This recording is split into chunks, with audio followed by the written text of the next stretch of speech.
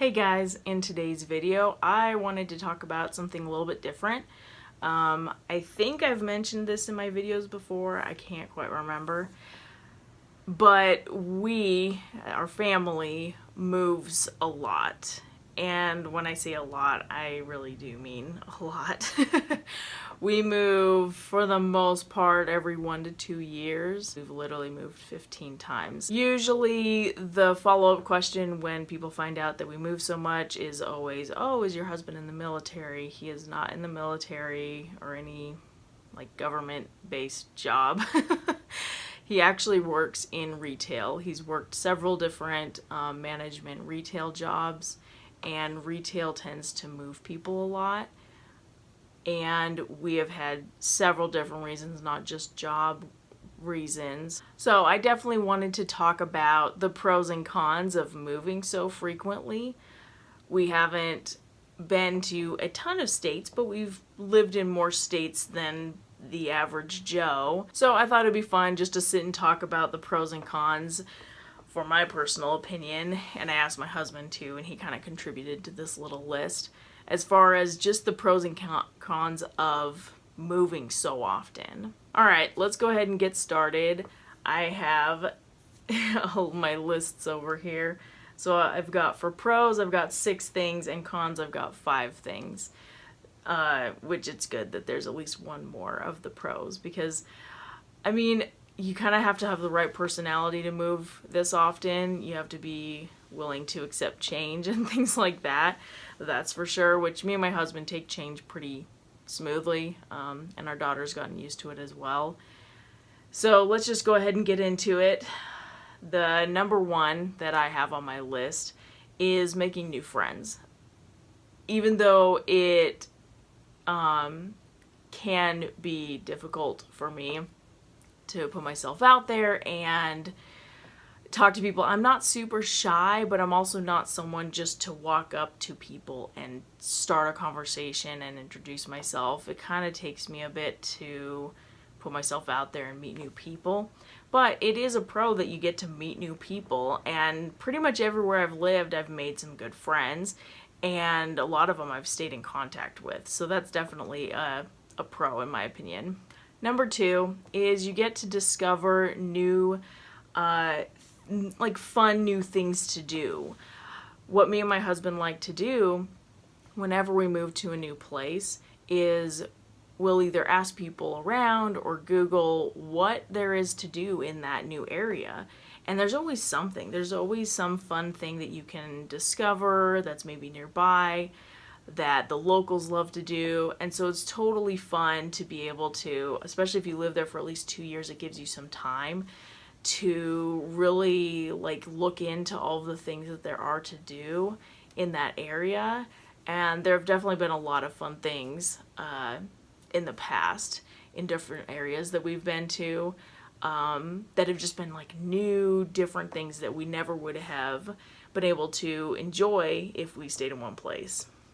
Number 3 kind of goes along with number 2. You get to learn what makes that city or state unique. And there's always something. There's always something that each new place has to offer.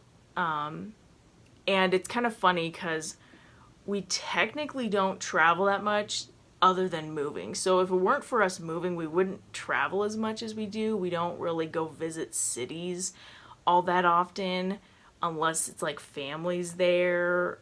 It's been very rare that we'll go visit another state because we move so often, so we tend to just stick to where we live and see what there is to do around there because it saves money and we live there anyways. It can always be fun just kind of checking out not even just things to do, but just what makes that place beautiful.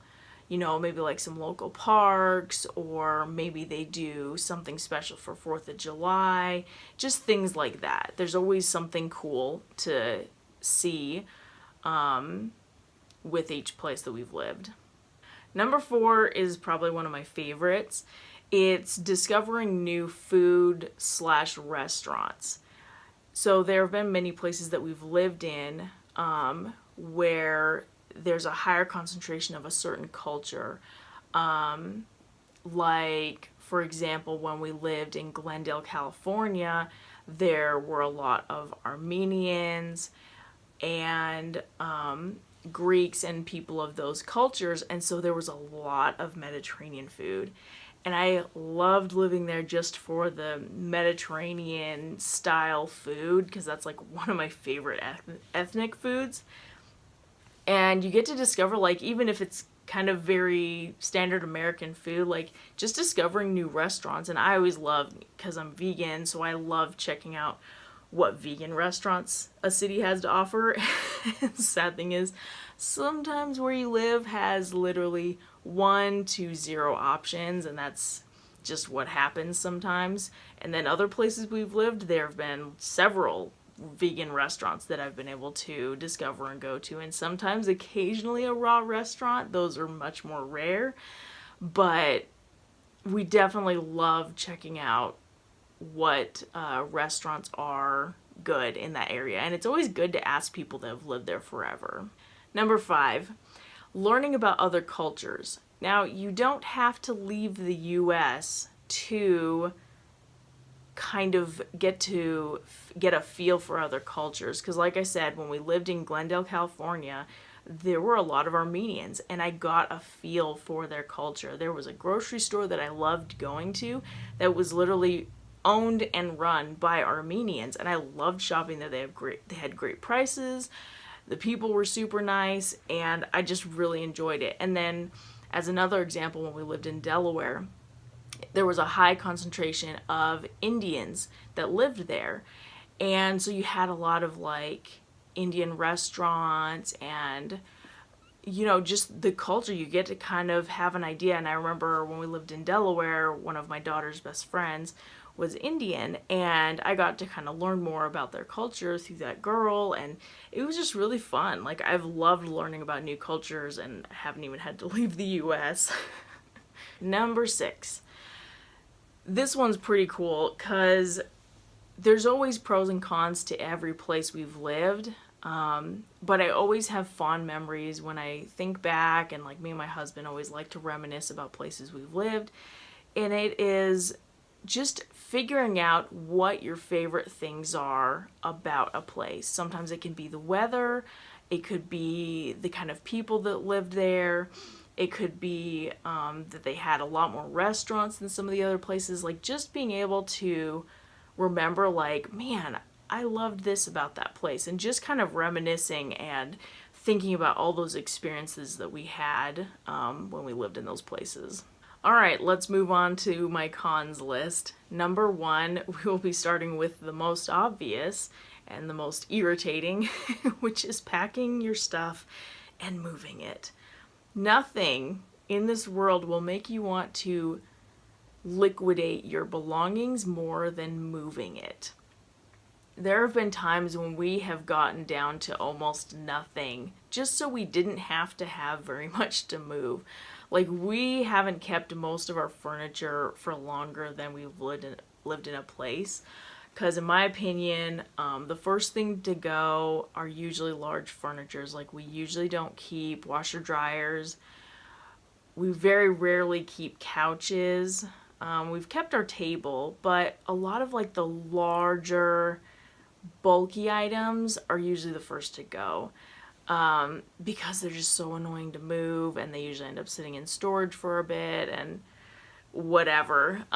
So we end up getting rid of furniture. I guess a pro that can also go with this con is it definitely makes you good at moving and packing your things. I have it down to a science. I know exactly when I smell the hint of moving in the air, I know exactly what I'm going to pack first, how I'm going to pack it, and what things I'm probably going to get rid of, and just all of that. I definitely have it dialed in as far as how I pack things, and then my husband usually coordinates the moving part of it, but I'm usually the one that packs everything, so I've definitely gotten good at that. All right, number 2 for cons is leaving friends, which kind of goes along with my number 1 for the pros. Is it is nice to make new friends, but when you leave a place, you have to leave people behind. And sometimes you never see that person again. I mean, that's a very real thing because we've moved from places and had friends that we had left there, then they move somewhere completely different. And there's people that I have never seen again. And sometimes you lose touch, and there's some people that I definitely stay in contact with. It all just depends on the person and our relationship before I left. But it can be difficult leaving friends. Like, I've made some really good friends in some of these places, but I try to keep it in the positive note and just be like, you know what, I'm grateful that I met that person. They were there for me, you know, during this time, and I'm just grateful that I know them. Number 3 is having to start over every time you move. And this is probably one of my biggest irritants because I'm usually the one that's in charge of this part of it. I usually have to find, so starting over meaning I have to find all new doctors, so I usually have to search for pediatricians, I have to find new dentists, and just like all of those different doctors that you need. I have to find them all new, and sometimes I'll like go to someone and I'm like, oh, I really didn't like that person, and then I'll have to change it again. Or sometimes we live somewhere and I really like the doctor, but then I end up having to leave there. And there have been places that we've lived where literally there are no pediatricians. Like, there was a place that we lived in, I could not find a single pediatrician. So I ended up taking my daughter to just a family practitioner or whatever, and she would occasionally take children, but I was just baffled. I'm like, don't people have kids here? And people did have kids there, but for some reason there were no pediatricians anywhere. I searched everywhere. It was nutty. But on top of the doctors, you also have to find a new store. So it's like if you leave and maybe there was a specific store that was more unique to that state, and then you move somewhere and they don't have that store, then you have to start all over and be like, okay, where do I want to buy this? And with me, it kind of happens that I always like those natural food stores like Whole Foods. I haven't been next to a Whole Foods in quite a while, so I usually have to find the next best thing. And where I live now, there's a Natural Grocers, which they're pretty good, but I do miss Whole Foods. Whole Foods is really big, and I love that I can eat lunch there like it's a restaurant, and there's just definitely things I miss about having a Whole Foods. All right, number 4 is missing restaurants or stores after you've left a place. So there have been plenty of places. So for example, when we lived in Delaware, I had never lived near a Five Below store. I don't know if you guys have heard of it. It's kind of like a dollar store, except everything's like $5 or less. And me and my daughter fell in love with that store because it's like a step up from the dollar store. Like, they had slightly better quality stuff, and they had like super cheap like t-shirts, and they had a wide variety of different stuff. And when we left Delaware back and we moved back to the West Coast, I don't think they have Five Belows here, and so we really missed that. And there have just definitely been stores where I've like grown attached to them, and then when we leave them, I like don't have access to that anymore, and I'm like, ugh. And then restaurants as well. There have been plenty of restaurants that we've fallen in love with, but they're not in every state. One that I've been missing lately is Chipotle. It's like one of the few Mexican restaurants I can go to that makes it easier for me to get something because I can have them build it myself. And I know people are like, oh, what about Cafe Rio? I'm not as huge of a fan of Cafe Rio, but I do love Chipotle, and I miss it a lot. Number 5 kind of goes in the same friends department, and that's just not knowing anyone. You move to a place, and you don't know your neighbors, you don't know people in your church and the schools and things like that. So you kind of have to start all over. And if you're like me and more hesitant to approach people and get to know people, it takes me a lot longer than it takes my daughter. My daughter will go to school on the first day and meet like 5 different people. And she's like, oh, I've got a group of friends. And I'm like, oh my gosh. She makes friends a lot easier than I do. And yeah, so if it's easy for you to make friends, then that's probably not a big deal, but starting over in the friends department can be more difficult, and that's something that I have a hard time with. Well, I hope you enjoyed this video. I definitely enjoyed making it. It's just kind of nice talking about something because not everyone moves as often as we do, and so sometimes it's interesting to other people just what it's like, the pros and cons of the whole concept of moving as often as we do. I think I am going to make another video. I kind of wanted to make a video talking about all the places that I've lived and the things that I loved or maybe didn't like so much about each place. So I think I'll be doing that sometime in the near future. But I hope you guys enjoyed this video. Remember to like and subscribe, and I'll see you next time. Bye.